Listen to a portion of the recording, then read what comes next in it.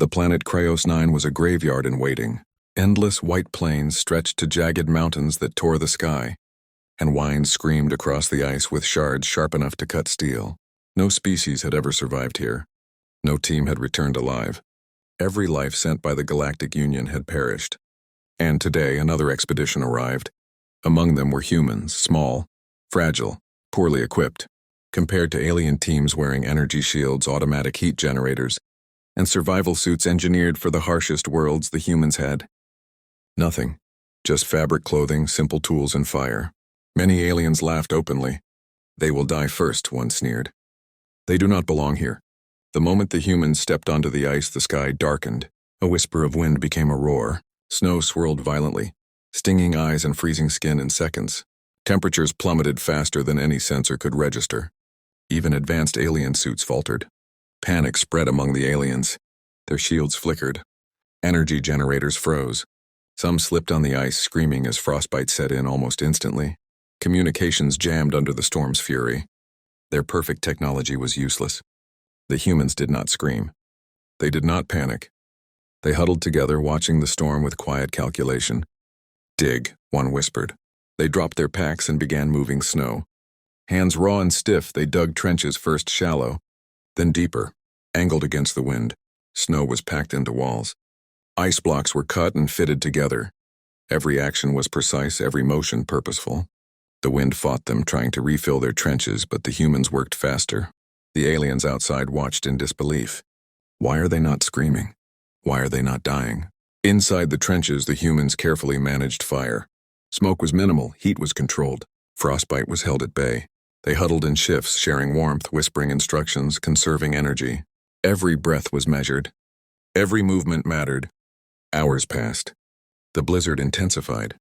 Winds tore through even the toughest alien armor. Ice whipped across the plains like knives. Alien shelters collapsed. Fires died. Systems froze. But the humans endured, building intricate tunnels in the ice. Fire pits burning steadily.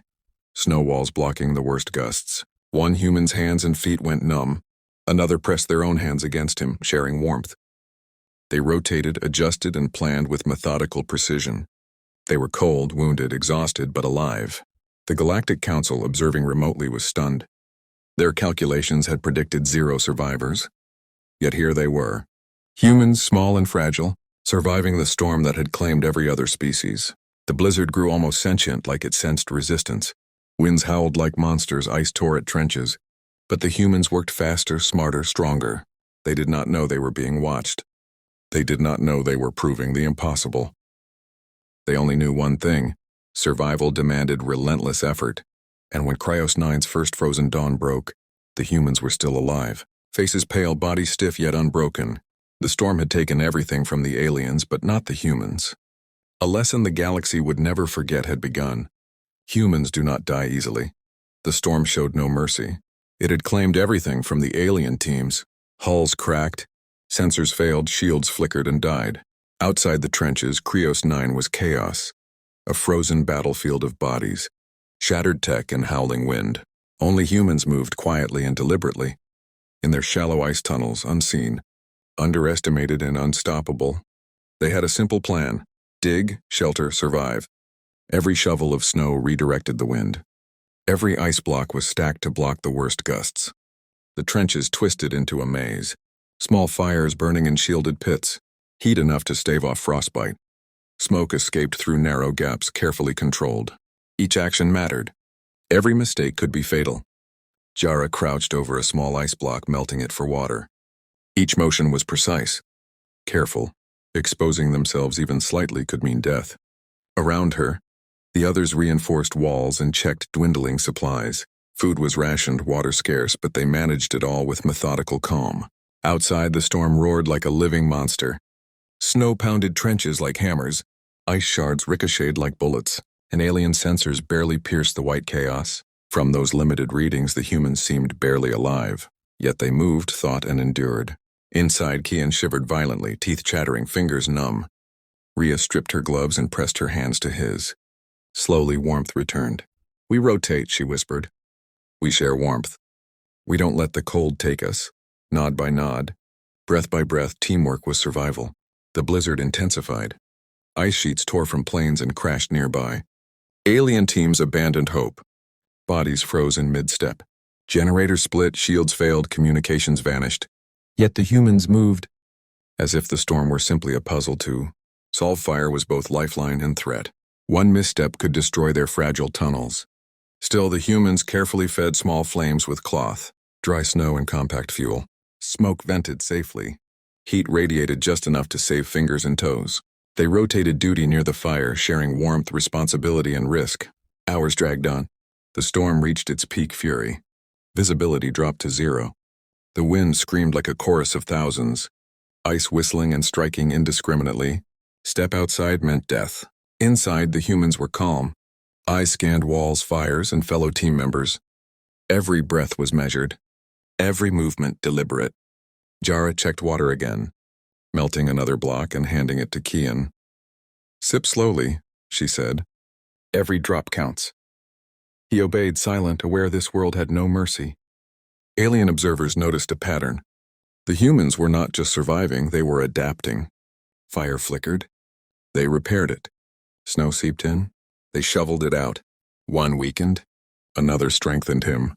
They worked as a single organism, intelligence and determination triumphing over brute tech. Night fell, though the storm made time meaningless. Humans rotated in shifts, some sleeping lightly huddled against icy walls, others on watch listening to the wind, predicting its strikes. Every gust was a weapon, every ice shard a threat, yet they persisted. The storm seemed alive, pushing harder, testing them, aware these fragile creatures had lasted longer than any species before. Tunnels shook, walls groaned, fires flickered, but humans had built with precision. Every trench, every block, every spark was designed for endurance. Small, fragile, yet united. They were stronger than the storm. A rare pause in the storm allowed faint light to pierce the white chaos. Eyes peeked out. The aliens were gone or frozen solid. Shields shattered. Krios 9 had claimed all who came before. But the humans remained. Trenches intact. Fires low but steady. Kian whispered, "We survived the first night. But the storm isn't done." Jara nodded. "We will survive. We have to." The Galactic Council watched in disbelief. Their simulations predicted total human extinction. Yet here they were, alive, adapting, moving like nothing could stop them. Humans did not celebrate. Triumph was dangerous. Survival demanded focus. Reinforcing tunnels, rotating fire duty, rationing supplies. Every breath, every decision, every movement deliberate. And as the storm raged on, humans dug deeper into the ice. They built, protected, endured. Every shovel, every block, every spark was defiance against the white death. They were small. They were fragile. They had almost nothing. Yet they were alive. And on Krios 9, that was more than enough. The storm had lasted longer than anyone expected. Krios 9 revealed its true fury. Winds tore across frozen plains. Ice shards slicing like knives. Temperatures plunging far below what any sensor could measure. Alien teams that had survived the first day were now frozen in place. Their suits, useless. Shields offline, generators dead. Only a few human figures moved through the white chaos. Barely visible, barely breathing, yet fully alive. Inside the trenches, humans worked urgently. The blizzard had battered their shelters, carving cracks into walls, piling snow in corners. Every human had a role. Some reinforced walls with ice blocks. Others fed the controlled fires. A few melted ice for water or managed rations. Every action mattered. One mistake could mean death. Jara crouched by the fire, adjusting small sticks to keep the flames steady. Too large and the ice walls might collapse. Too small and frostbite would set in. Precision was survival. Kian pressed a piece of fabric over a crack in the wall. Wind outside howled like a predator, pushing against the trench with relentless force. "It's getting worse," he whispered. "We'll make more barriers," Rhea replied, already cutting ice blocks. "Keep the fire steady. We cannot lose heat now." Outside, the aliens could not comprehend it. How could these fragile humans survive what their best technology had failed to conquer? Their suits froze, shields died, and advanced generators cracked. Yet inside the trenches, humans adapted. Every small action was a defiance against the storm itself. The blizzard slammed harder. Gusts hit like battering rams. Snow filled the air, blinding even those inside. Kian stumbled as a wall cracked slightly. He froze. Rhea grabbed his arm, steadying him. Together they rebuilt the barrier, shoveling snow, stacking ice blocks. Sparks from the fire danced, illuminating pale, determined faces. Water became the next battle. Ice was frozen solid. Melting it meant risking exposure to the wind. Jara brought a small pot to the flame. Slowly ice became water. Every drop was precious. She distributed it carefully, rationing it like life itself. The storm seemed alive, striking trenches with increasing force. Snow blocked vents. Wind tore at their walls. Humans were exhausted, bodies numb, but they refused to surrender. Every movement deliberate. Every breath calculated. Then came the night of the longest darkness. No light penetrated the swirling snow. Humans rotated shifts, one group sleeping lightly, another on watch. Kian noticed a crack forming. Without hesitation, he signaled Rhea, who reinforced it with a fresh ice block. Sparks from the nearby fire reflected off the walls, revealing the delicate but strong structures they had built. Food rations dwindled. Survival meant more than warmth. They shared supplies evenly, conserving energy, eating slowly, planning for the hours ahead. One mistake could cost lives. Patience, endurance, teamwork, that was their weapon. A sudden gust collapsed a small section of a wall. Snow poured in like a frozen river. Jara shouted. Humans scrambled, shoveling snow, stacking blocks. Fire flickered but did not die. Raw, numb hands moved with practiced precision, united in purpose. Outside, alien observers watched in stunned silence. Their calculations had predicted human death within hours. Yet here they were, surviving without shields, generators, or technology. Just humans, fire, ice, and willpower. The humans began to read the storm. They noticed tiny patterns, brief moments when gusts softened, ice shards slowed. They used these to repair walls, melt more water, adjust fires. It was strategy, adaptation, ingenuity in the face of impossible odds. By the third morning, the storm had weakened slightly. Alien teams were almost entirely gone, frozen or trapped. Exhausted but alive, humans emerged cautiously, surveying the frozen wasteland. They salvaged collapsed alien equipment not to survive, but to understand their world better. Every observation could be life or death next time. Kian looked at his team. We survived, he whispered. Jara nodded. The storm will return. We must be ready. They reinforced trenches, improved fires, rotated shifts. Every breath, every motion, every decision was deliberate. The storm had tested them, and they had learned its rhythm. They were no longer reacting. They were preparing, adapting, surviving. The Galactic Council observed in awe. Every other species had failed. Cryos 9. Every simulation had predicted human extinction. Yet here they were, small, fragile, alive, thriving in a world designed to kill. And as humans huddled around fires, melting ice, strengthening walls, the storm raged on. Life had been tested to its limits. But humans refused to break. They were alive. They were learning. And they were ready for whatever came next. The storm had passed, leaving Cryos 9 scarred and silent. The icy plains glimmered under a pale, cold light. Alien ships drifted aimlessly, some abandoned, others frozen in place. The Galactic Council convened, their faces pale behind holographic panels. Every report, every simulation had failed. Humans, fragile, poorly equipped, seemingly powerless, had survived where advanced alien teams had perished. This is impossible, one counselor whispered.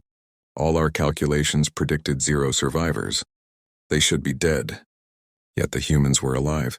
Not by luck, not by strength, not by technology, but by adaptation, teamwork, and relentless focus. Every move they had made, every trench they had dug, every spark they had nurtured had been deliberate. They had learned the storm, learned the cold, and used it as a tool instead of a weapon. Back in the trenches, humans moved with quiet efficiency.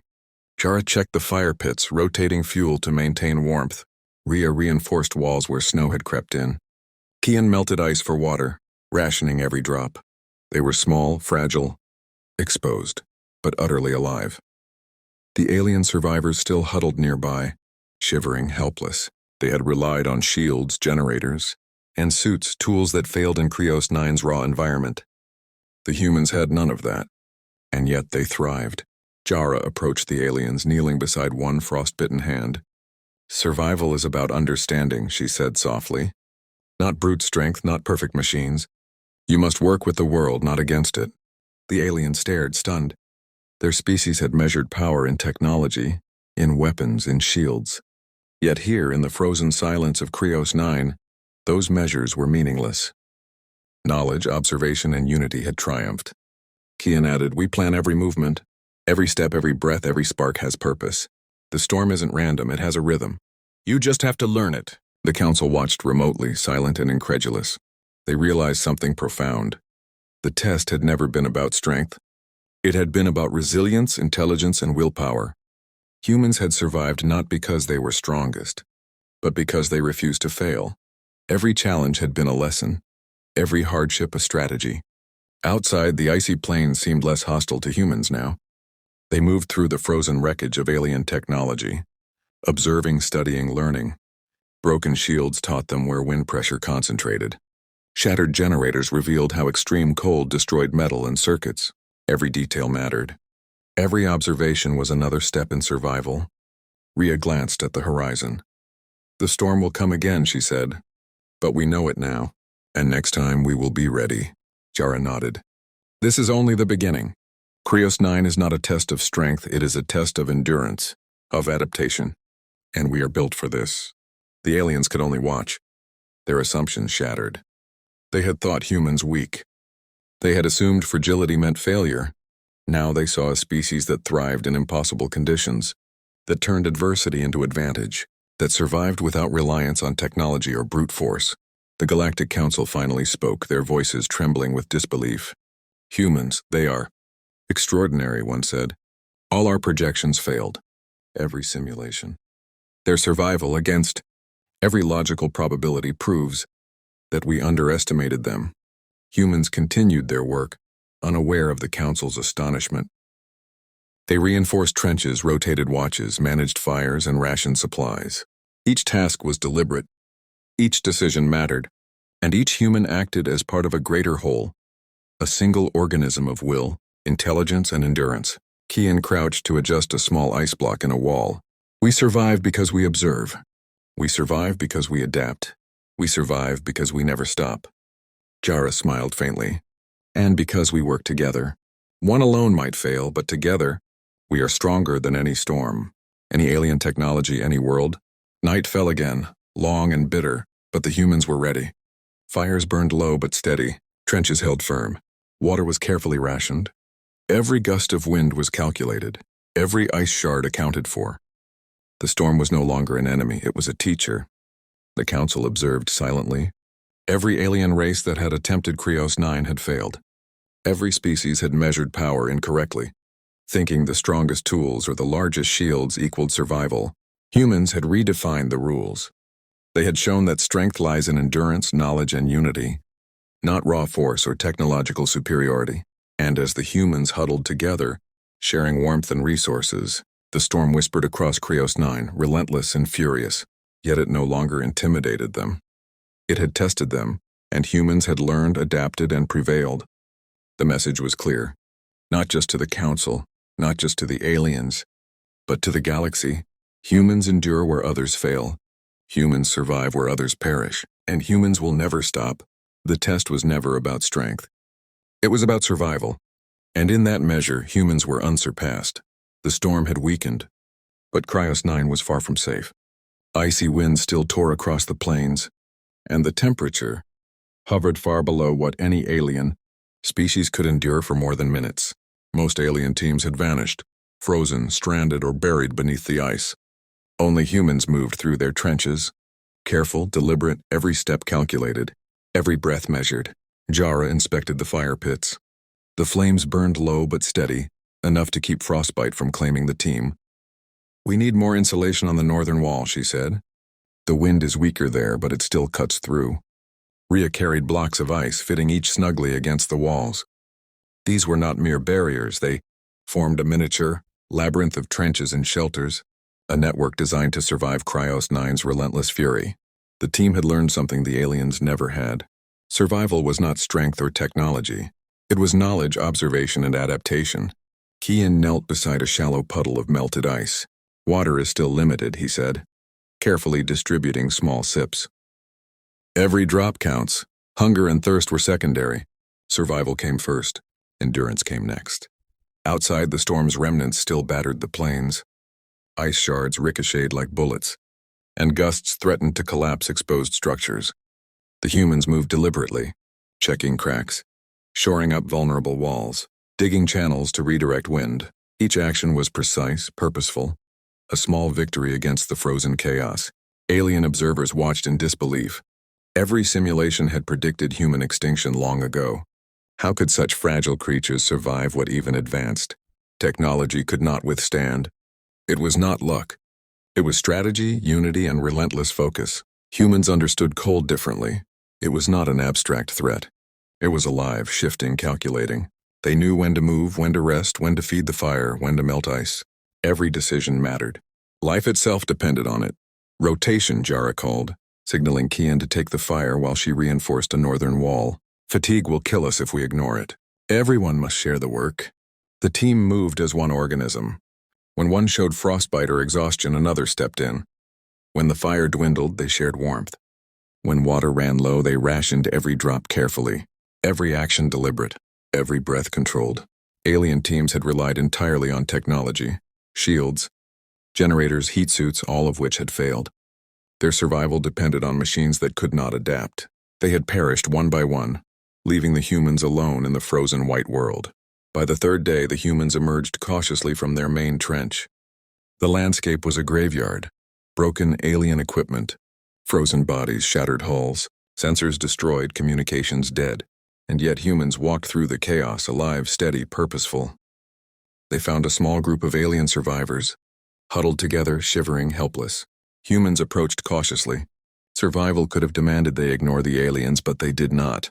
They shared fire, built temporary shelters, and handed out melted water. "You need warmth first," Jara said softly. "Then you can survive." The aliens stared, astonished. Humans, weak by every measure, were teaching them how to endure the cold. They were witnessing human knowledge in action. Practical, relentless, effective. "It's impossible," one alien whispered. "They should be dead." Yara bent to check frostbitten fingers. "Cold is nothing new to us. We've fought it before. We know how to survive it, and we never give up." The statement was simple, but it carried power. It was a lesson the galaxy had ignored. Humans did not rely on perfect technology. They relied on experience, observation, adaptation, and teamwork. Every human had a role. Every action had meaning. Every moment of inaction could be death. The Galactic Council observed silently. Every simulation had failed. They had underestimated humans, not weapons, not machines, not intelligence, but their ability to endure, adapt, and overcome. Humans moved through the alien ruins, salvaging not for power but for knowledge.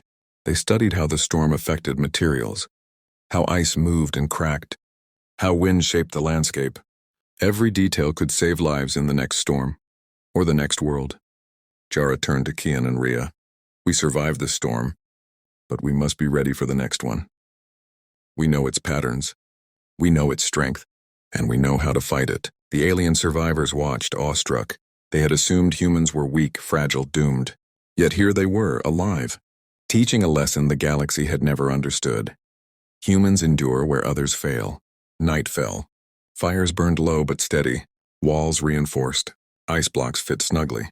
Channels diverted the wind. Water was rationed with care. Each human rotated through watch, rest, and repair. Every movement efficient, every action deliberate.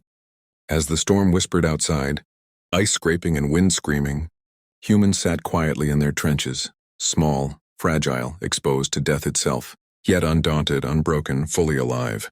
The galaxy was watching, learning, and slowly, it began to understand what humans had always known.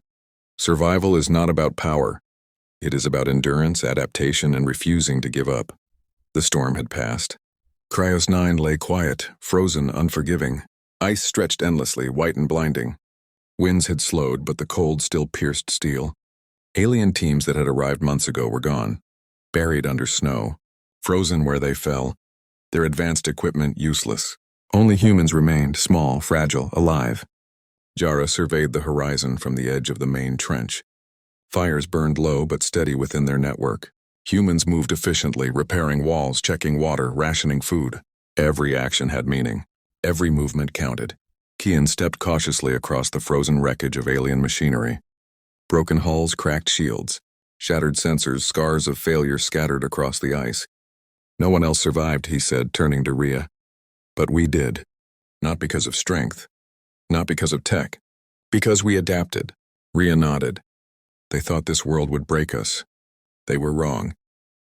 High above, the Galactic Council watched from orbit. Sensors tracked every human movement. Every trench. Every controlled fire. Every rationed sip of water. Every measured breath was a lesson in endurance. Every step defied their predictions. Every human alive was proof that the simulations had failed. Some alien survivors, frozen and trembling, were guided to the human trenches. The humans helped them build small shelters, shared fire, taught them to melt ice for water. It was not just kindness, it was strategy. Every life saved reinforced human knowledge, strengthened their position, and turned experience into survival advantage.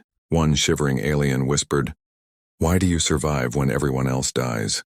Jara crouched beside the small figure. Her eyes were calm, steady. "Because we do not give up," she said. "We read the world. We learn, we adapt. The storm is dangerous, but it does not decide who lives. We do." The words echoed far beyond Krios 9. Across the galaxy, every species monitoring humans realized a truth long ignored. Survival is not power. It is resilience, adaptation, and determination. And humans had mastered all three. Back in the trenches, humans continued their work. Kaon reinforced walls, Rhea tended the fires. Jara checked water and rations. Shifts rotated, hands raw, bodies numb, but everyone survived. They were small, exposed, vulnerable, but unbroken. The storm, which had raged for days, seemed almost alive as it faded. Its fury had tested all life and killed everything else. It had underestimated humans. Krios 9 had learned a lesson. Humans cannot be counted out, even against forces that would destroy others. High Observer Krill, watching from the Galactic Council, spoke quietly, almost in awe. This world was meant to destroy life. It failed, humans. They are unlike anything we predicted. They are not just survivors. They are teachers of endurance. The humans themselves did not know they were being watched. They did not know the galaxy had witnessed their survival. All they knew was simple. Krios 9 was a world of death, and they had survived it. That was enough. As day turned to night, humans helped alien survivors move to safer areas, showing them how to dig trenches, control fire, and ration water. Every action was deliberate. Every lesson reinforced their own survival skills. Every movement turned hardship into knowledge. The aliens began to understand what the Council had realized hours ago. Humans were different. Not stronger, not taller, not better equipped, but smarter, more adaptable, relentless. Every storm, every crisis, every impossible situation was met with calm, strategy, and determination. By the time Krios 9's sky turned a pale frozen blue, humans had completed what seemed impossible. They had survived a world designed to kill them. Every trench held firm. Every fire burned. Every human was alive. And they had learned Krios 9's lessons, internalized them, mastered them. Jara, looking at the horizon, whispered, "We survived. The galaxy will remember this." Kian smiled faintly. "They will. They cannot ignore us anymore." The Galactic Council updated its records. Every other species had failed. Every prediction had been wrong. Only humans had passed the impossible test. Their endurance, ingenuity, and unity had proven superior. Somewhere in the galaxy, across worlds that had tried and failed, the message spread: humans endure what others cannot. Humans adapt where others fail. Humans survive when all seems lost. The humans did not boast. They left Krios 9 quietly, their fires extinguished, trenches empty. They had survived not for glory, not for recognition, but because survival demanded it. And as Krios 9's winds whispered across the frozen plains, the galaxy learned a lesson it would never forget. No storm, no cold, no force, no matter how extreme, could break the human spirit. The White World had tested life itself. It had tested humans specifically. And in the end, the cold learned what countless others had failed to understand. Humans cannot be defeated.